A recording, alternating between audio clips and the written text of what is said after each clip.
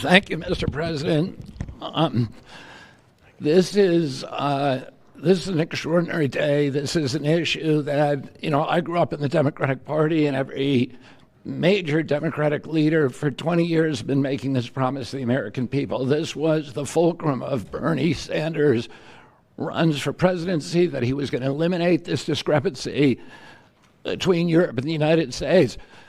But as it turns out, none of them were doing it. It's one of these promises that politicians make to their constituents, knowing that they'll never have to do it. And the reason they'll never have to do it is because they know that Congress is controlled in so many ways by the pharmaceutical industry.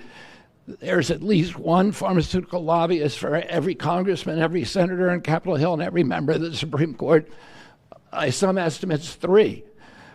Pharmaceutical companies, the industry itself, spends 3 times what the next largest lobbyist spends on lobbying. So this was an issue that people talked about, but nobody wanted to do anything because it was radioactive. They knew you couldn't get it by Congress. We now have a president who is a man of his word, who has the courage.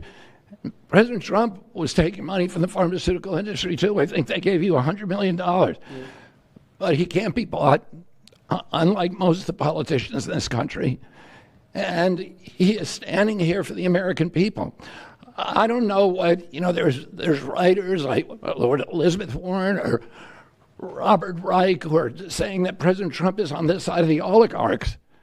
There has never been a president more willing to stand up to the oligarchs than President Donald Trump. And I'm very, very proud of you, Mr. President, for your courage, I'll say, because I don't want to be crude, your intestinal fortitude, your stiff spine, and your willingness to stand up for the American people.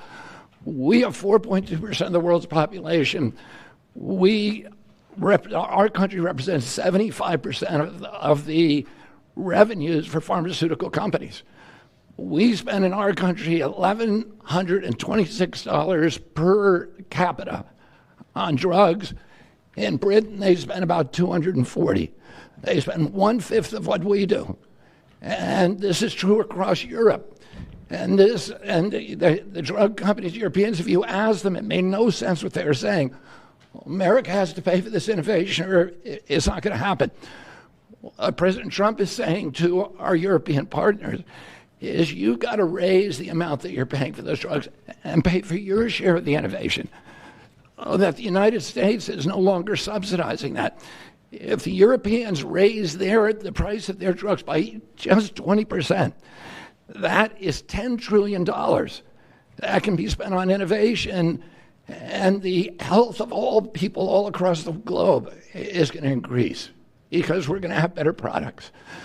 So I'm just so grateful to be here today. I never thought that this would happen in my lifetime.